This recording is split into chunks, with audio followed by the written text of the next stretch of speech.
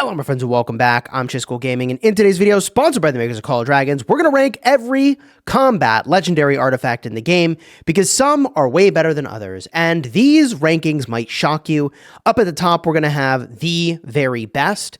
Then we'll have at A, some very outstanding, high damage, high utility artifacts, and from there, well, they all tier down, and I try to be pretty aggressive in tiering things out.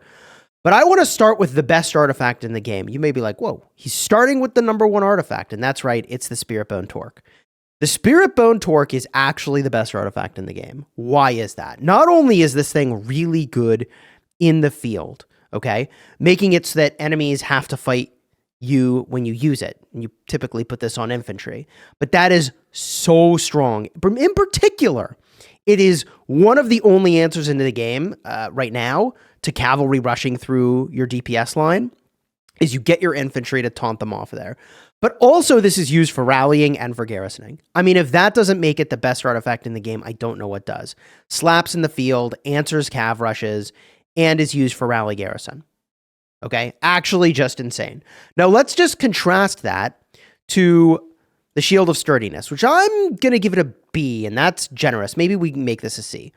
The weirdness about the Shield of Sturdiness is it's going to do a charge effect, okay? Very powerful, released with Magro and Danfell, and in the situations where it's good, it's really busted, you can do some extremely high-skill plays, but in the situation where you just want an artifact that you can, like, have activate when you need it and do something useful, unfortunately, this thing really falls down. I often find myself at the front line with this artifact thinking, I can't use this right now, and I'm not doing anything, okay?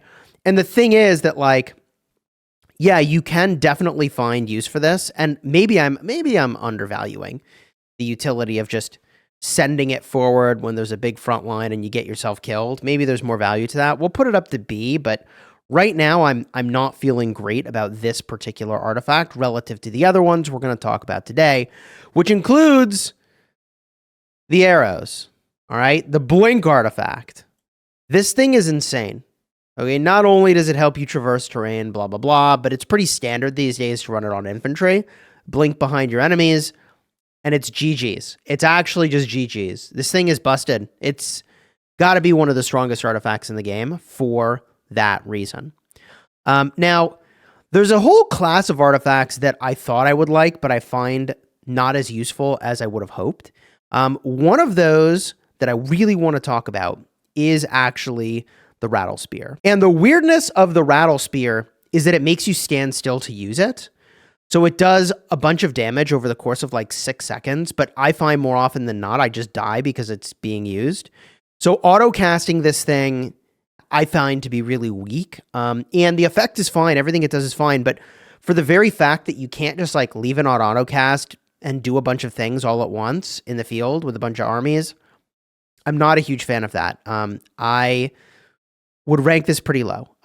It's a 7.5% artifact. Again, the effect is really good on it, but being forced to stand still just absolutely gets you wrecked more often than not, which is why the new Iron Tusk, I'm going to give maybe a B.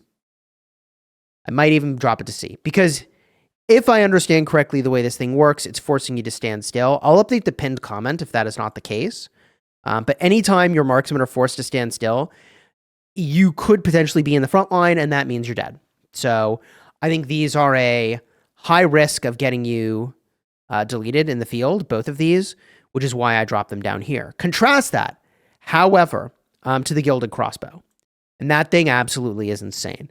Gilded crossbow is my greatest artifact regret in Call of Dragons, because this thing, you can shoot and move with it. It's a passive for Mag Zay, making you ignore or bypass enemy health.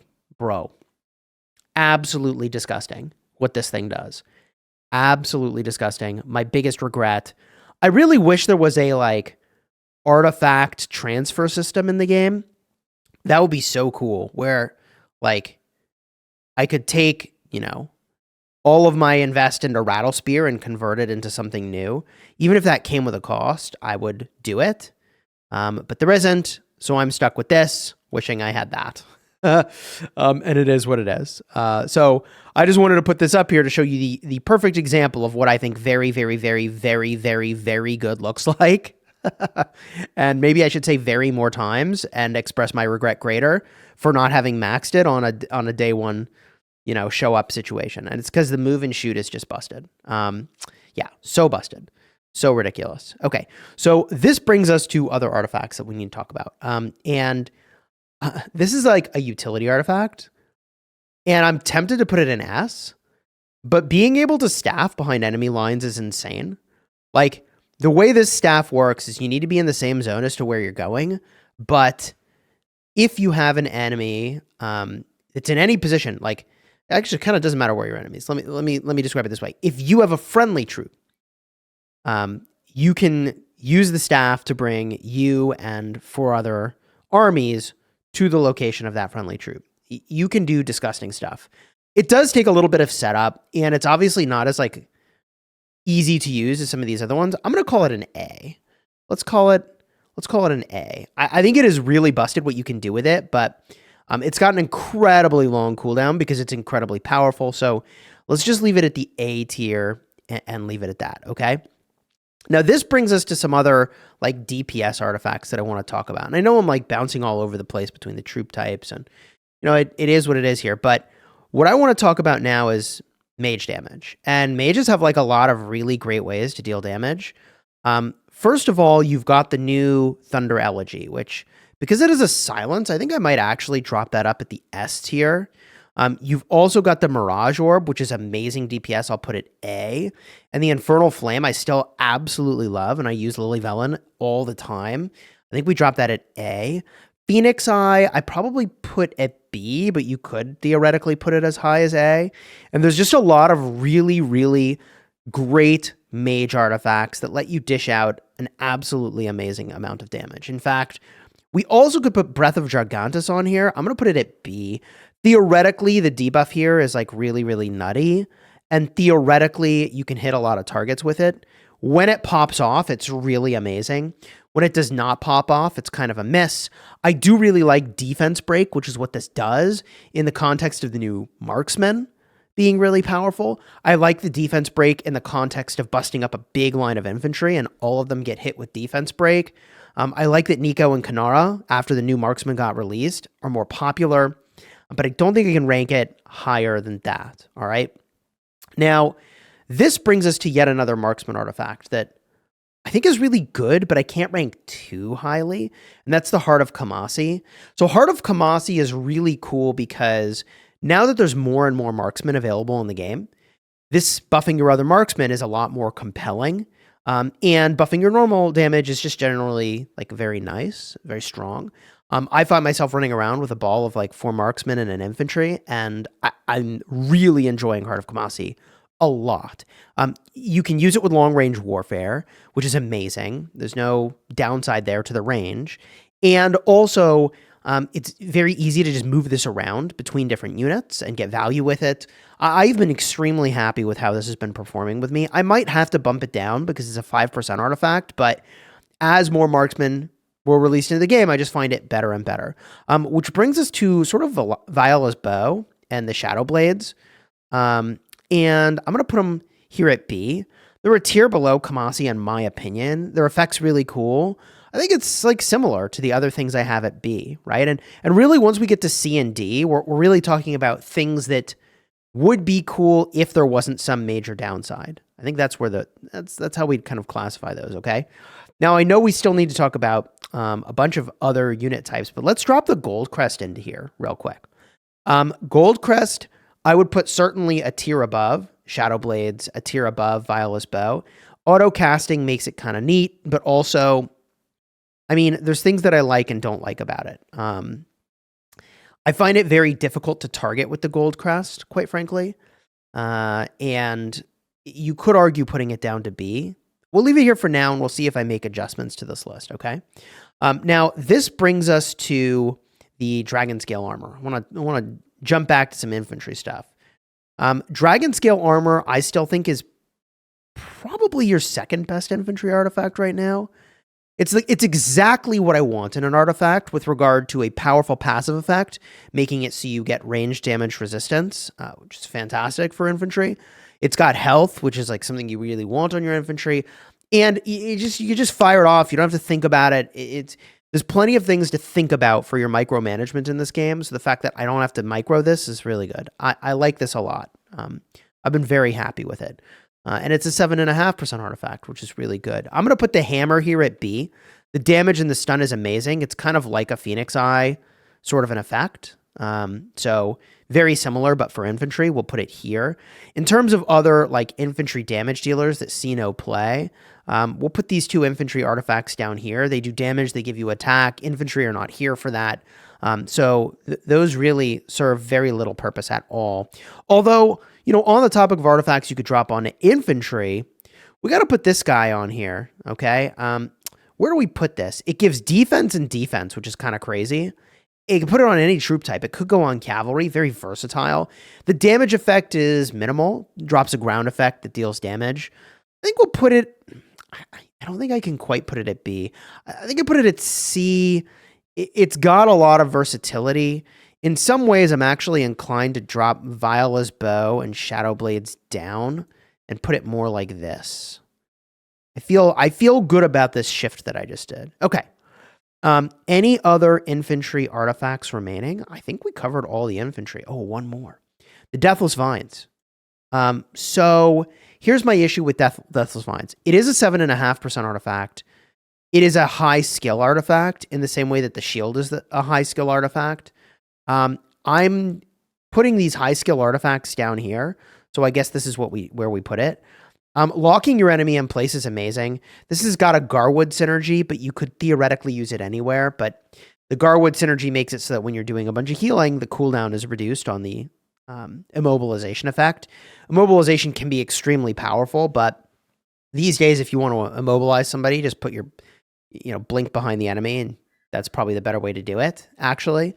So I think we drop those down. Kind of wild, but that's kind of where we're at. Now, I know we've neglected cavalry. Okay, let's get some cav stuff on here. We got to put this guy up near the top. Is it A category damage? I think it probably is. It's also got a stun. I had this thing used against me a bunch. I think it's pretty powerful. I'm going to drop these into B, but the very front of B. Honestly, cavalry are just looking really good these days with the way they changed the charge mechanics. Okay, we've got the two swords. What's the Kingslayer and the Sorlins we'll put in here. And remember when I said that, look, there's some artifacts that seem really cool, but have some difficulties. Oath of the Storm Peak is one of those artifacts, man, where at the end of the day, it's very difficult to use it and to get it to do what I want. If you're just running around chasing enemies and farming KP off their backline when they're not being attentive, it's very good. In the situation where what you're trying to do is push the front line using cavalry as a part of that charge, I'm struggling to get value with this. Could be a skill issue on my end, and I'm open to that. Definitely leave a comment. I am not as experienced with a sort of new form and function of cavalry over the last, 3 to plus months, where you can really charge with them into a front line and do damage. So I'm still getting better at that, but Oath of the Storm Peak delivered for me in early seasons when it released, especially when I had flying cavalry. But these days, I literally have benched it in favor of other things, which is, certainly I'm finding to be a bit of a bummer, but it is what it is, okay? Now, this brings us to only a small number of artifacts remaining. The Wolf Woman, I'm going to put it B. Amazing utility, and you can use it to port back, but it requires kind of as much micro as the shield. Kind of tempted to put it on the same level as shield, as really, really good when it's good. All three of these at the front here, all four of these actually, are really, really way better than C when they're good, but they're not artifacts that you can just literally have on auto, forget about, and they always deliver you incredible value. For example, some of these other artifacts up here, right? So I think it does get tiered down. Then we've got, on the topic of tiers, Tier of Harbin. Look, I may just be undervaluing healing, but I feel like this thing goes in D. In terms of flyers, I don't know. If you've got a Thea, you might be getting really good use out of this thing, this shield.